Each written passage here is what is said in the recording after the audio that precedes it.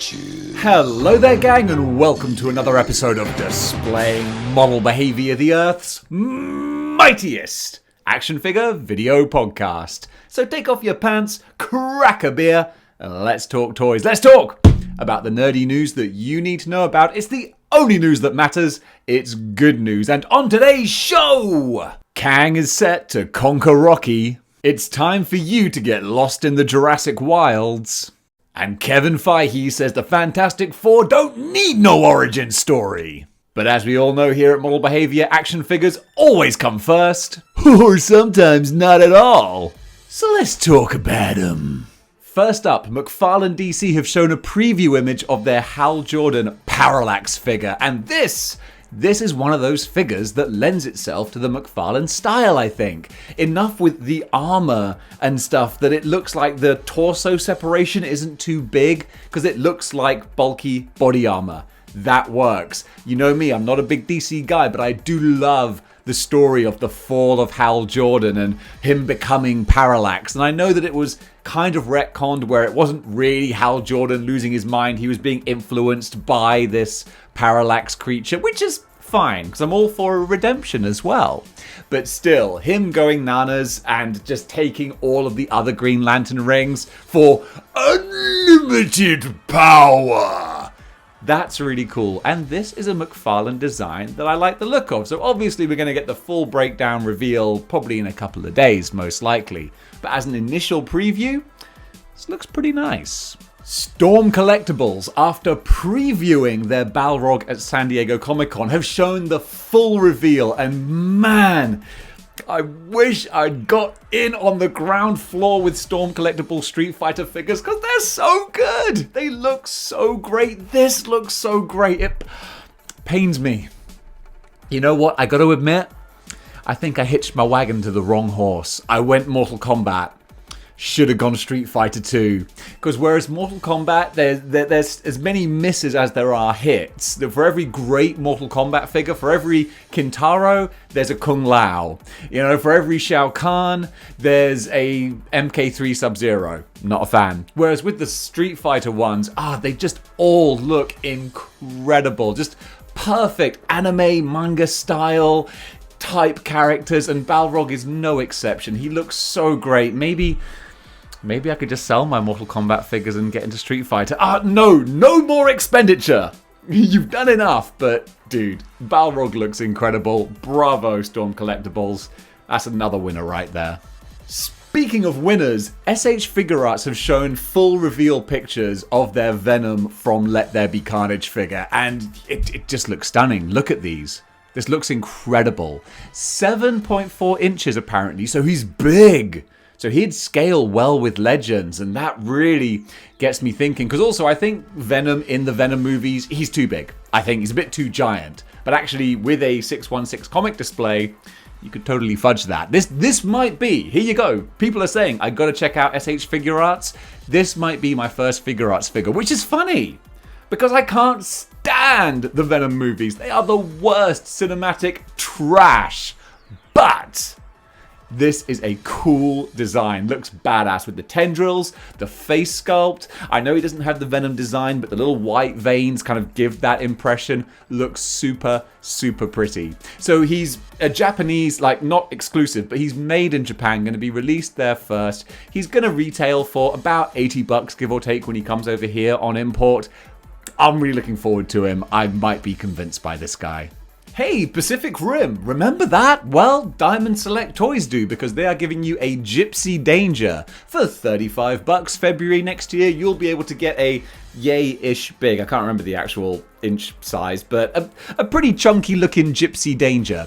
And the details look kind of fun. I really enjoyed Pacific Rim. I felt like it could have gone other places as a franchise, but the sequel, it wasn't great. It wasn't great. But the initial world that they built was so much fun with the kaiju and the Jaegers and Ron Perlman just being Ron Perlman and Charlie Day from Always Sunny and the generic hero type characters. I was a big fan.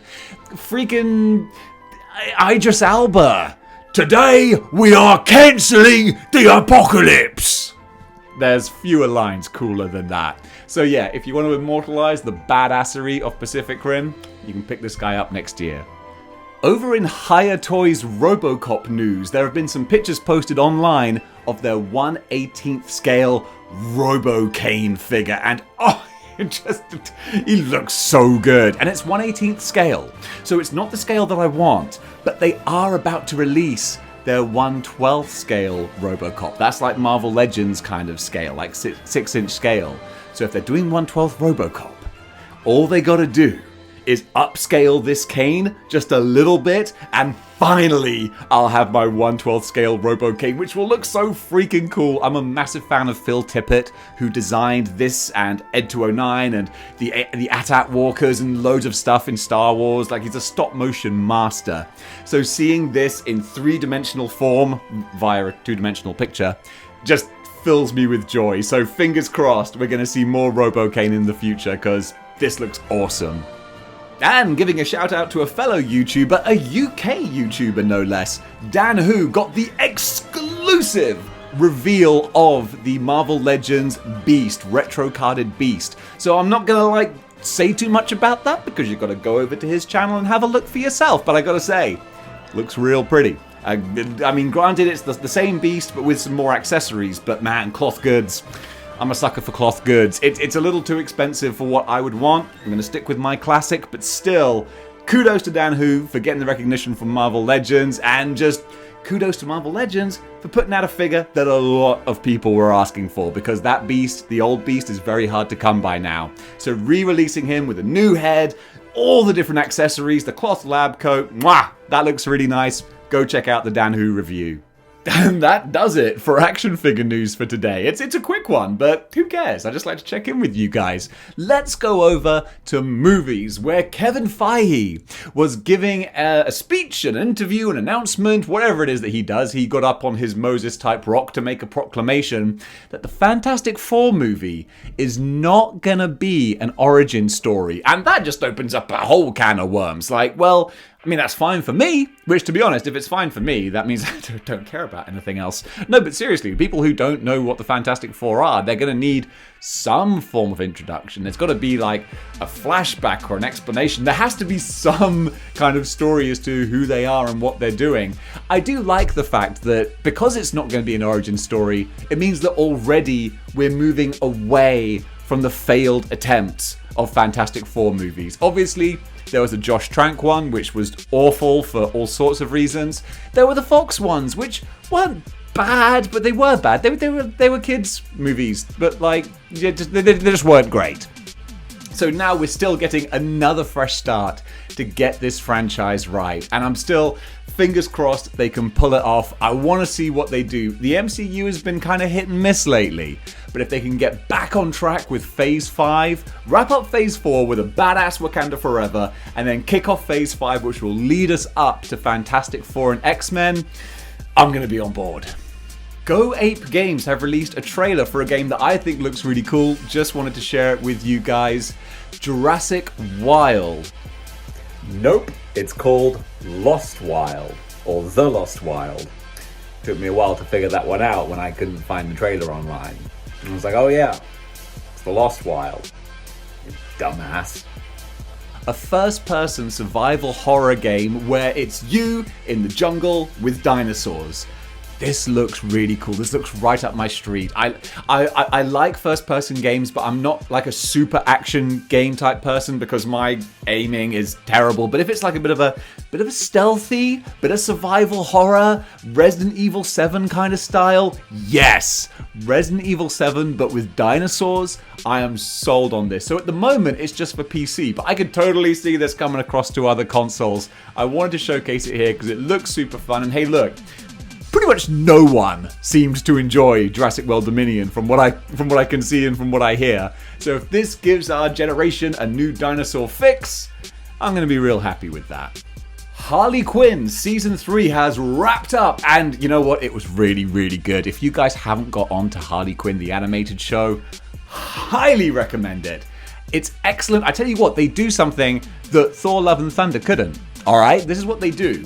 They have ridiculous, absurdist, over-the-top humor that doesn't actually destroy the more serious characters. Yeah, some do get destroyed, but like Batman, for example, Batman's in this. And he actually manages to maintain his mystique of being Batman, and he's not the butt of every joke. He actually manages to keep Batman being a badass Batman while still in this ridiculous, bonkers, almost Looney Tunes version of the Harley Quinn world.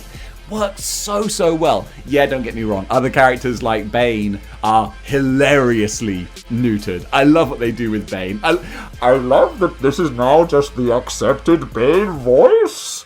Guys like Clayface, who's this ridiculous actor type character. It's wonderful. And now in season 3, she's finally in a relationship with Poison Ivy, which is what they've been moving towards very slowly. And what I was worried about was is this going to be all more like relationship dynamics and we're going to lose some of the sense of fun? No, it doesn't lose anything. Their relationship is actually really sweet, really nicely written, and you still get the bonkers violence, gore, and nonsense. I really enjoy Harley Quinn. Highest recommendation for the right kind of audience. Alright, this is not for kids. As we all know, Jonathan Majors is set to play Kang the Conqueror in Ant-Man and the Wasp: Quantumania, and probably throughout wider MCU films and projects in Phase 5. So he's there, but boy, he is really there. There is a lot of him. As we've just seen this photo, this dude is jacked. He's gone full J.K. Simmons. I'm in a superhero movie. Better look like a superhero. Fair play, man. He's also going to be in Creed 3, which was supposed to come out in November. It's now been pushed back to, I think, February next year, which isn't a huge surprise, because that was never coming out in November. But the dude, fair play to you, man. I'll give credit where it's due. This guy looks like a superhero or a supervillain. He looks larger than life, and that's what you gotta be when you're a Marvel character, and probably a antagonist in a Rocky/Creed film. So just kudos to the transformation, man. That's really awesome. I liked his portrayal as, what was he called? Like the one after everyone, the one that remains. That was it in the Loki TV show. So to see him full on as Kang the Conqueror, I'm very excited for that. This dude, he could become a big money player. And finally, only a short episode today. It looks as though, and this isn't spoilers, because it's, okay, I'm talking about Spider-Verse 2, alright, or Across the Spider-Verse. So just spoiler warning, okay? Because it's not a spoiler. But it looks like Spider-Punk is gonna be one of the big characters that appears, because already his merchandise is hitting store shelves. I think maybe over in Hong Kong perhaps, or one of the other sort of territories where they get things early. Load of Spider-Punk themed merchandise with the Across the Spider-Verse branding on it. So there's the spiked Spider-Punk mask, you got the Spider-Punk electric guitar. I'm guessing he's going to feature quite prominently. And rightly so, because it's a really fun design, this kind of punk rock Spider-Man. I totally dig that, so I'm looking forward to seeing him in other media. So this is one of my most anticipated films for a lot of people. I mean, Spider-Verse was so great. So great. All they need to do is recapture the magic. Oh, easy. They just got to recapture the magic. How hard can it be? But yeah, if Spider-Punk is in it, that's a third thumb up for this movie. Can't wait. And guys, that does it for this episode of Good News. We weren't here for a long time, but I hope we were here for a good time. If you like what you see here and you want to see more, then join the 6-1 Clicks by clicking the like, share, and subscribe buttons. And if you really do want to see more, I got 2 other channels. Yeah, I know, I'm working overtime.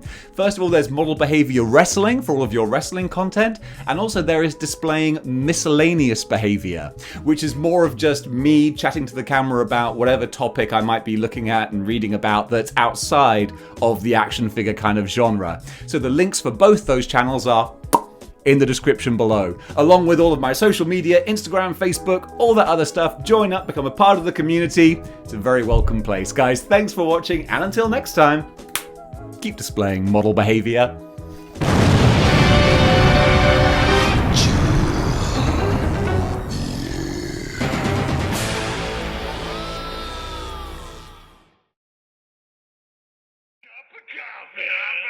Cup of coffee.